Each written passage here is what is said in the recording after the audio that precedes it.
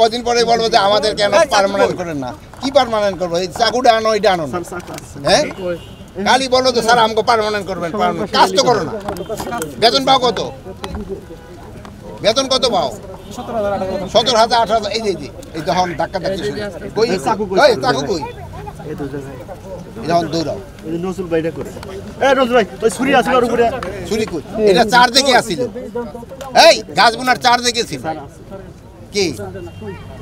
এর আইনেই তো আপনারা বিপদে পড়লেন। নজরুল ভাই, এটা ছুরি আছে। বৃষ্টি নামছিল দেখে রেডি রাখবা না? বেতন দিয়ে একদিন দেরি হলে সে সময় আবার লাফালাফি শুরু করে দেবে। আর কাজের সময় সে সময় খেয়াল থাকে না। আনছো কই?